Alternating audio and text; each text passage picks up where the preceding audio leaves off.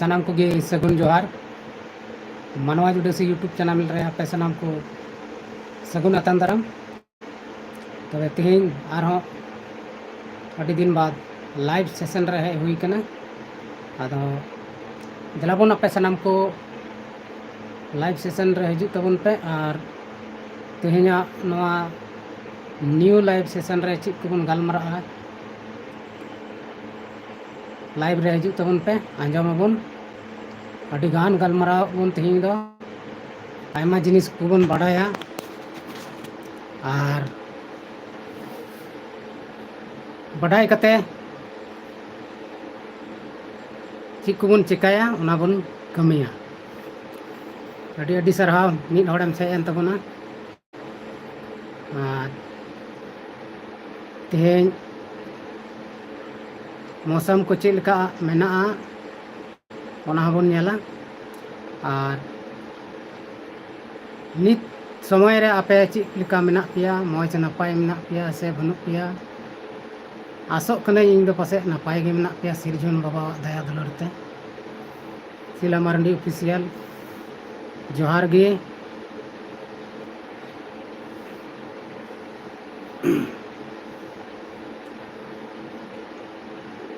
तेहें मौसम दो थोड़ा रिमिल ᱧᱚᱜ का तबनाय थोड़ा गान बाहर से मौसम उदुग बन कना नेल लगे बन फ्रंट कैमरा तबन नेल लगे बाहर से मौसम। इसके बाद विस्तार रूप ते तेहें आयमा ढेर आरहों बन गालमारा दलाबन तबे नय मौसम बन नेला नय नोंका रिमिल को मेना चोट सेरमा से बन नेल ᱧᱟᱢ दा और नोआ करे दो हरियर गया नोआ नोडा को बाइक को स्कूटी को तिंगु कदें दुआर ठे और नोते दो मेरम को अदेर का को मेरम को तीन कना।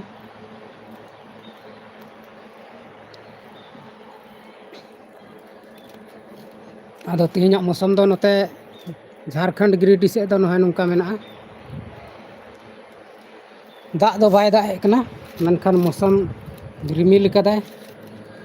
बाय दाग ते चासबास को थोड़ा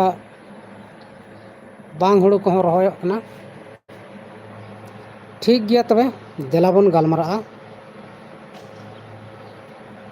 दुरुब ठीक कते तबे गते को तेहें आलेरेन एडिटर कैमरामैन डीके मुर्मू उन्हीं विशेष कते मध्य प्रदेश प्रोग्राम सेन कान तालेया ओनाते शॉर्ट फिल्म शूटिंग को फिलहाल बंदो हताड़ गे तालेया शूटिंग कादाले ओना हो एडिटिंग दो बंदो हताड़ गया। तेहें मिटन फिल्म आड़ागो रिया तहलना चेक को मेना डांसर रिया कोल रे ओना हो बांग आड़ा लेना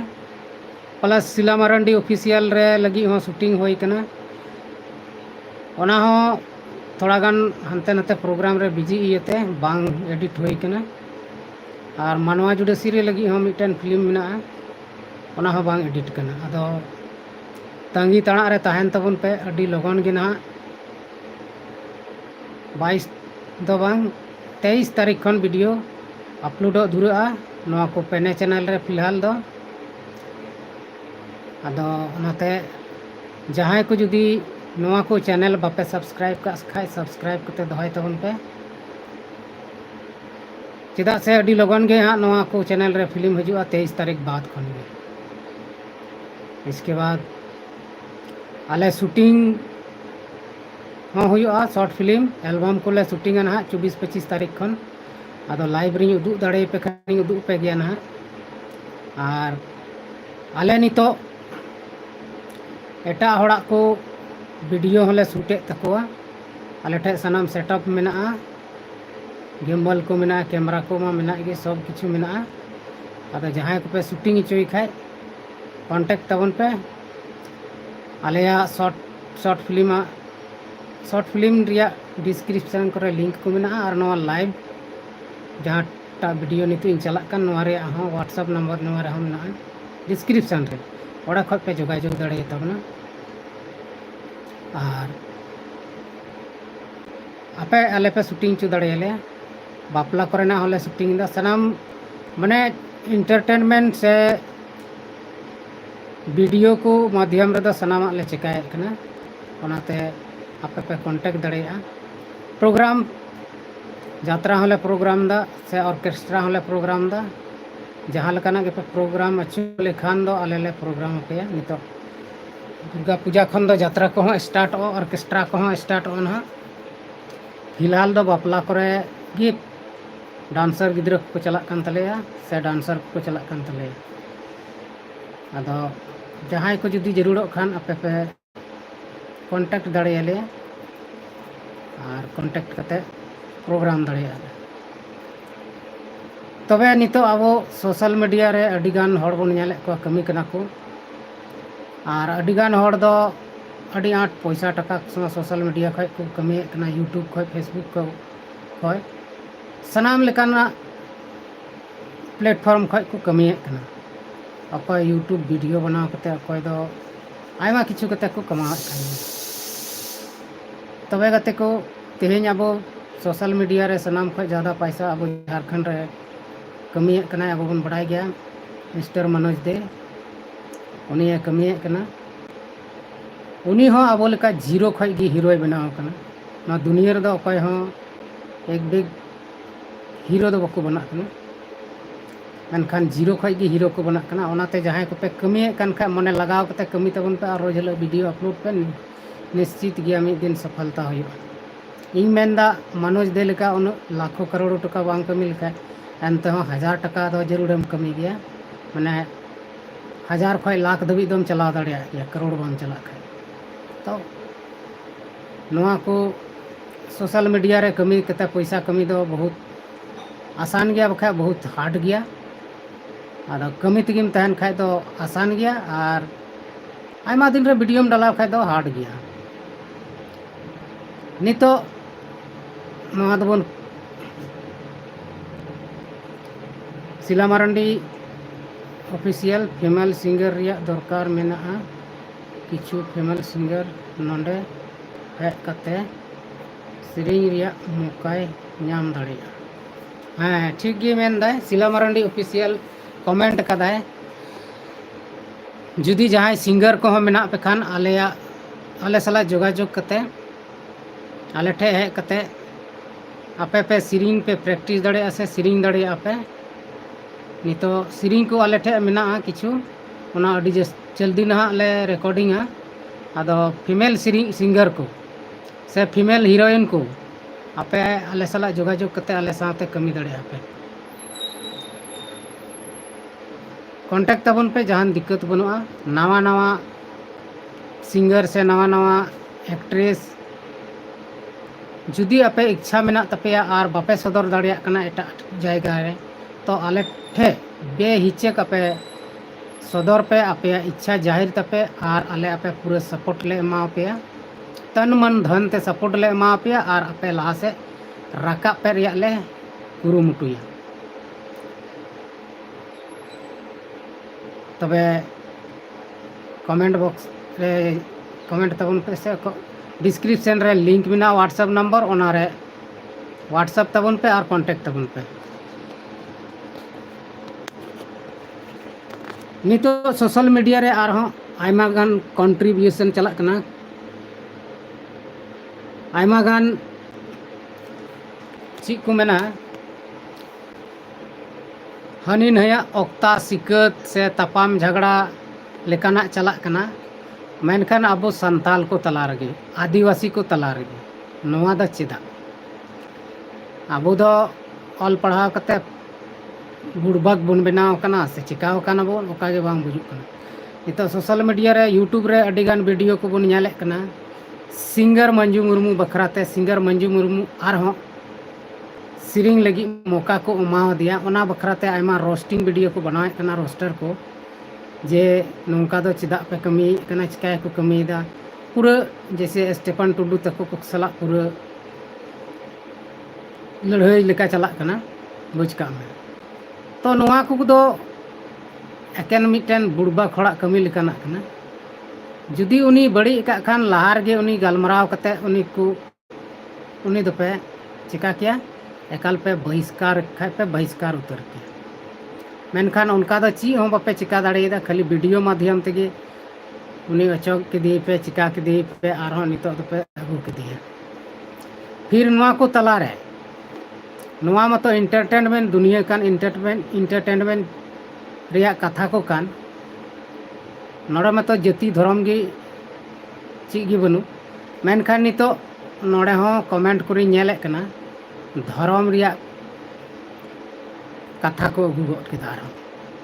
जे स्टेफन टुडू दो चिले कना हड़ मतय बांकान उनी मतय इसेय कान अरे बोका हड़ बांकान दो चिले कना धर्म इसेय धर्मे मनावदा मेनखान जात दो हड़ कान गया धर्मे बदल केते जात दो बाय बदल कदा और जात दो बांग बदल नुआ चिकाते बापे बुझाव तबना हड़ ओनागे बइन बुझ दाड़े उनो पे ऑल पढ़ाव कान रहो जात काटा कना धर्म काटा कना नुआगे बापे बुझ दाड़े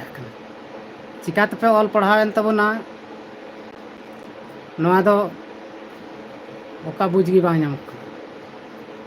धर्म और जात रे ची को फरक मेना नुआ हम बापे बुझ दाड़े जबकि लयोगो कना से बड़ाई गया बन सनाम हड़ धर्म दो नो भारत दिसम रे दो छूट गया आम जहाँटा धर्म गे मनाव दाड़े मेनखान जात दो आम बाम बदल दाड़े तमा आमा जात दो अंते बदल गे बाम बदल आदो आपे इन ऑल पढ़ाव कते हड़ हपन से आदिवासी बोया मिश्रा को मेना बना जे जहाँ धर्मे बदल के उनी दोबन मेनदा नुई दो जात हमें बदल नवा के तो बापे बुझ दाड़े और नोहे नवा को कारण तेगे अब तलारे लड़ाई झगड़ा में धर्म बखराते लड़ाई झगड़ा में जात बखरा लड़ाई झगड़ा में जात तो नवा को कथा इयते अब ची हाँ बाबन चिका दाड़ा नितो खाली लड़ाई तेगे बन तहना चनो फायदा के बाबन हता दाड़ा जहाँ रे अपने आप रे टैलेंट में उनी दो पूरा पूरी जहाना गे कमी दाड़ा टैलेंट बनू खाए दो ओने जात और धर्म पीछे रे पागल तहना ची हों बाय चिका दाड़ा हड़ाम कते लहम टेंडार बस ऐसे गे चला फोकट रे चला जहाँ लेकाते आया लाए असूल किदाय जम न्यू किदाय चाबायना बांधो समाज लगी जहाना चिका दाड़ेदा बांधो देश लगी बांधो ची लगी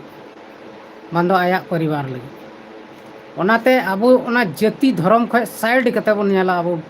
चिल कते बन विकास चिल कते अब समाज लहा चिल कते अब घरवंज लहा चिल कते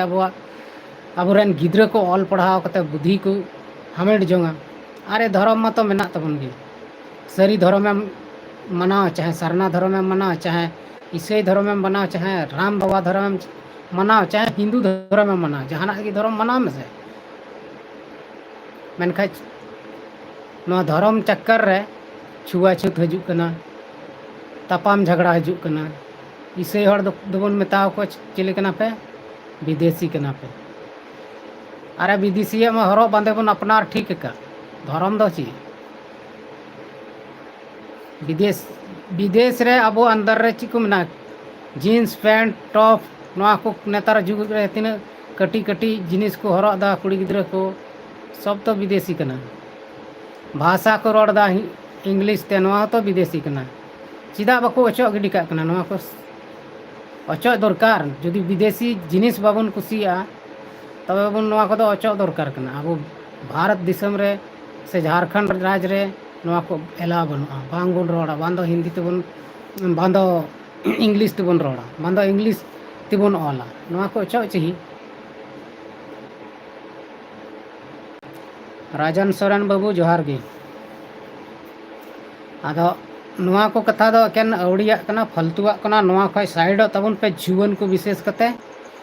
धर्म करम रे आलो पे चला समाज बखरा चला तबन पे सीधे अब आदिवासी समाज कान ओनारे जहाँ की जहाना धर्म में मनाए कान उनी दो बगिया में अब समाज से सामाजिक जे कमी कान तबना एकता एकजुटता जुमीद नवा को जुमीद कते अब बन लहा से बन कमी में नेल में अब सफलता बन नामा अब समाज हो रकाब अब संस्कृति हो जुगाव तहना अब सनाम किचु मज गे तहना अब संस्कृति एने सेरें जे कना नेल खाए बन निये जुग रे अड़ी जायगा रे बंदो चबायना खाली डीजे डांस गे सारे कना डीजे डांस गे सारे दो बांग ची को मेना सारे दो बांग बोले डीजे डांस गे चला कना सांस्कृतिक जोगा दोहाय लगी ते दो नवा जाति धर्म धर्म धर्म करम को दो बगिया होयो आदो सरीगी अब बन बडाय नामे कान गया अब दो नौका तहन हुई तबना जेलका स्कूल से कॉलेज रे से जहाँटा यूनिवर्सिटी रे बन नेल कोआ ओंडे दो कोई जाति धर्म रिया भेदभाव दो बांग तहन कना से ची अब सानाम हड़ बन ऑल पढ़ाव कान गया और ओंडे दो कोई जाति धर्म बनुआ कोई चीज जाति रेन कना कोई चीज धर्म रेन कना ओना को दो बाको पंजा बड़ाय तहना और बाको पंजा बड़ाय तहन इया तिगी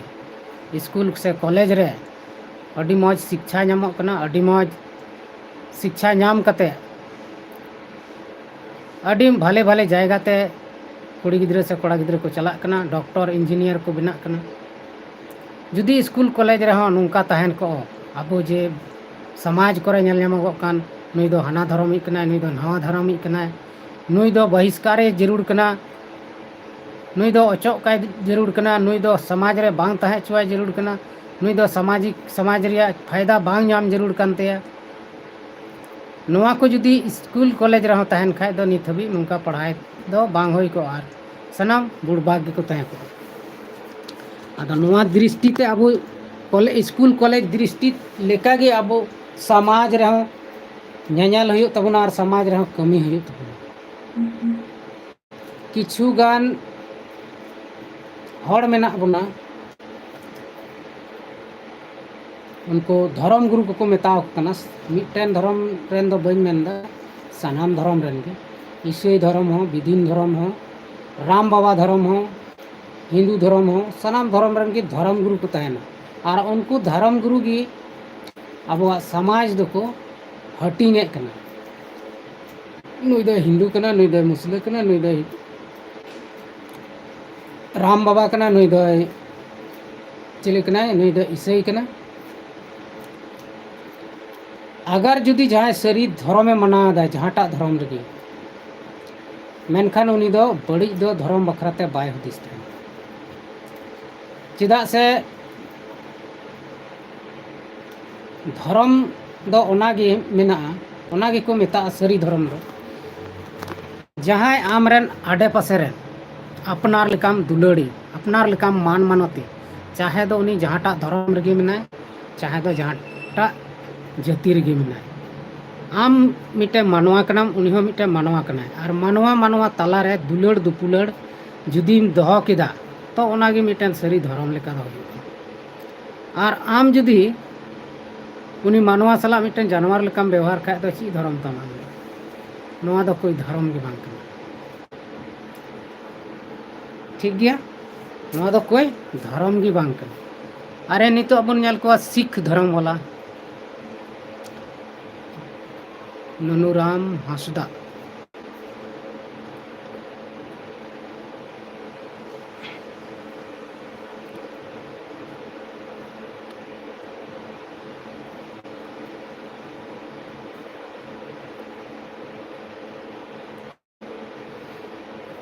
आदो नुंका लेकाते अबुआ समाज से अबुआ घारों खोज गे अड़ी मुश्किला जनामो कना आतो खन लेकाते अबुआ घारों खोज के बुन नेला अबु ओड़ा रे अपनारा मिमी घारों रे मी हड़ दो बाम तहन कना बारिया जुरी परिम तहन कना तो गिद्रा मिटन बारिया को तहन कना तो ओड़ा रे हं बुन नेल कोआ जतो गिद्रा दो मिट रकम बको तहना जतो गिद्रा दो मिट रकम बाम दो दाड़ेया जतो गिद्रा दो ची को मेना मी लेका जम हो बको जमा अकयटा दो दाल उतुय कुसिया अकयटा दो जिल उतुय कुसिया अकयटा दो अड़ा उतुय कुसिया मेनखान घारों रे को तहन कना और घारों रे दो घारों खन दो उनको दो बाम अचो दाड़ेया से बाबुन अचोए को जहाँ जहाँटा गिद्रा दो मज गी तहन कना, जहाँटा गिद्रा दो बड़ी गी तहन कना, जहाँटा गिद्रा दो ऑलोग पढ़ा रे पूरा तेज तहन कना, जहाँटा गिद्रा दो एकाल तेगे ऑलोग पढ़ा रे जीरो गई को तहन कना। अपनार रेन गिद्रा गे ओना लेका गे समाज रहो उनका गे हिना बुना हड़ को। तो ओड़ा रहो बुन नेल ओड़ा खय गे शुरू कान तबना अबुआ सामाजिक कमी। ओड़ा रेन अपनार रेन गिद्रा हो अकयटा दो हिंदू धर्म में मनाव तहना, अकयटा दो क्रिश्चियन धर्म में मनाव तहना, उनकुआ पतियो जेलका मेना उनका को कमीदा। मेनखा ची उनी दो आमा घारंज से आमरेन कनाय, उनी दो आमेम अचो गिडी किया से आमा घारंज रिया जहां आमा हिस्सा बखरा मेना जगह जमीन मेना ओड़ा दुआर मेना ओना दो उनी आमरेन गिद्रा बाम मावया नोंका दो बांग होय दाड़िया से बाकू कमीदा अकय गो बाबा। ओना लेका गे अबुआ समाज रहो मेना, ओना लेका गे अबुआ राज रहो मेना, ओना लेका गे अबुआ भारत दिसम रहो मेना। अबो आयमा हड़ मेना बना आयमा लेका इच्छा मेना तबना, ओना लेकाते आयमा लेका इच्छाते आयमा लेकाना धर्म बन मनाव मेनखान ओना धर्म को इका कते ओना को मजते मनाव तुलुय अब मिटन समाज मिटन आदिवासी समाज से आदिवासी कना बन, आदिवासी समाज रेन कना बन। जुदी अब मज तेबन चला जुमिद तेबन चला तबे दो नितो अबुआ समाज तलारे तीना बड़ी नेलोगोग कना। अडी जायगा रे अबो सला बेसलूक हुयुग कना, गoj गपoj हुयुग कना, एटा जाति रेन अबो को दाल गoj ए बना, रेप बलात्कार ए कता बना को अबोरेन कुड़ी गिद्रा मेला ठेला रे एमान तेया जायगा रे अडी गान बेबड़ी हुयुग कना। नोआ कदो बाबन रुकाव दाड़िया और ओना कारण तेगे बाबन रुकाव दाड़िया कना। जहां रे को तोल दाले बना और नितो मा अबो समाज रेमा अडी जस्ती हंडी परुआ छूट कना। हंडी परुआ से दो अकय हो बाबू कयक दा ओना दो अडी भागिया कन गया, मेनखान धर्म से दो अडी उसरा बन कयक तहना। आदो नोआ कोदो अडी दुख रिया कथा कना। इन नोआ दो बइन मेनदा नोआ धर्म से हाना धर्म आलोपे मनाव तबना, सनाम धर्म मनाव जरूर कना और सनाम धर्म दो अब मानवा को लगी कन गया।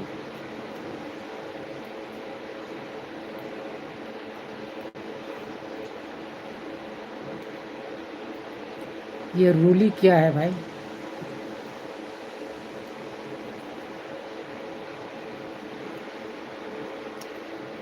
दुकान पे नहीं आया तू कौन है तू?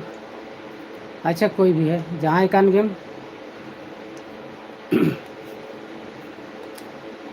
आदो नौका लेकाते अब को तलारे अडिगान बेने बायरी जनामोग कना, लड़ाई झगड़ा जनामोग कना। विशेष कतें मेन तबना अब चेद लेकाते लहा से बन रकाबो रोजगार बन नामा। विशेष कथा दो रकाबो रिया दो मेन जिनिस दो कना शिक्षा बन नाम, मौज शिक्षा बिना ऑल पढ़ाव ते शिक्षा दो नामोग कान गया। बुद्धि ज्ञान दो सब हड़ा समान गया। चिलकाते रोजगार बन नामा ओना को बन सुचावमा।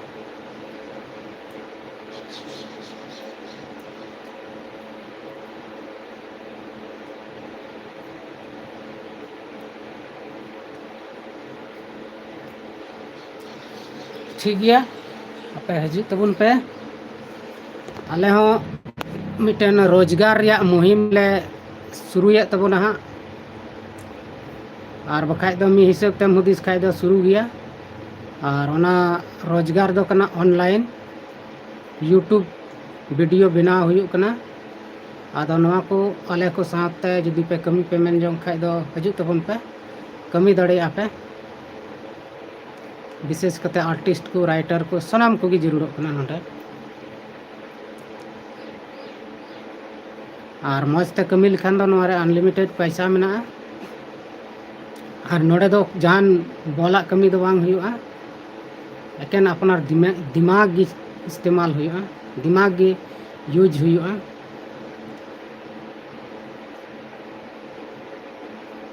और नौका लेकाते अबुआ समाज से अबुआ दिसम लहा रे बन कुरुमुटुई तबन मा जतो को और जुवन को अरे जुवन को रेगे अबुआ घारोंज अबुआ आतु अबुआ समाज अबुआ दिसम टिका हुआ मेना जुदी आप जुवन को गे बन हानते नातेआ जुवन को गे जुदी बन हानते नातेआ तबे दो डमाडोल गया ना दुनिया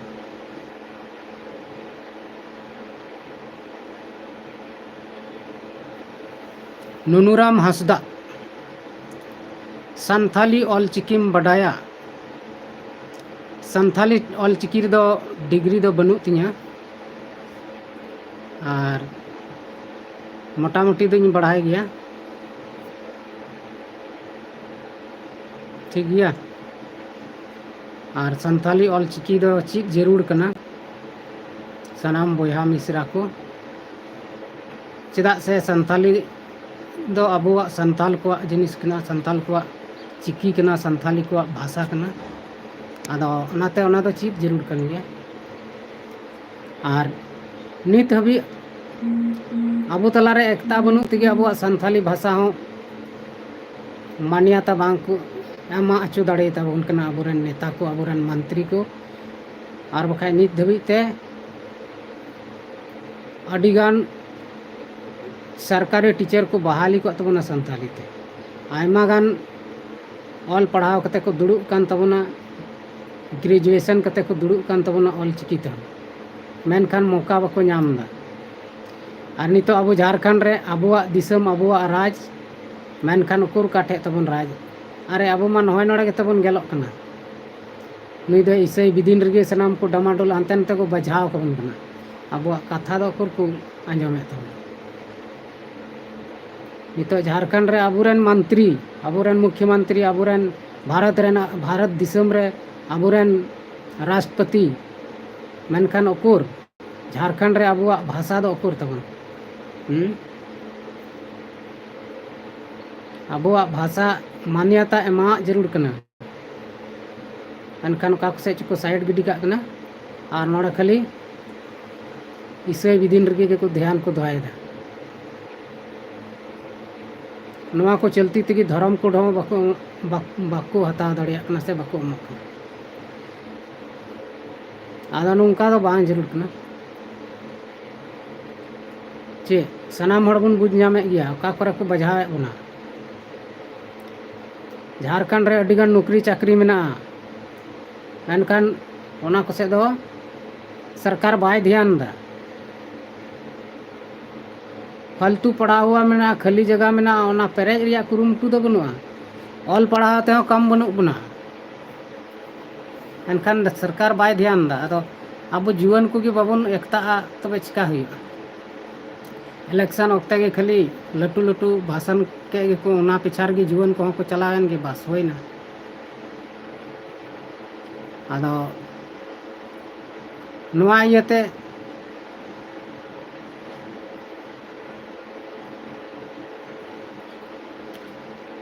राहुल राज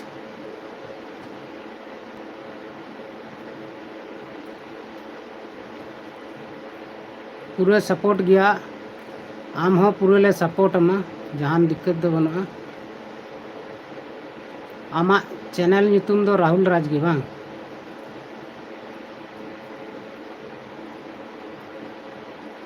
ठीक गया आमा चैनल होले सब्सक्राइब आले ग्रुप रे तीन चैनल को मेना सनाम चैनल को खन ले सब्सक्राइब कतमा और चिलकाना सपोर्ट एम गड़ोआ ये खजोआ आले सपोर्ट दाड़िया माले जहान दिक्कत दो बनुआ आदो नौका लकाते एक दूसरे बन गड़ो गपड़ जना यूट्यूब रहा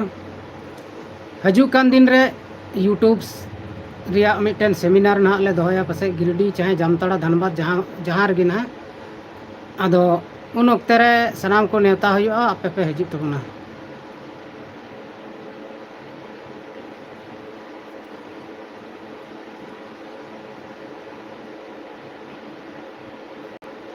तमिलनाडु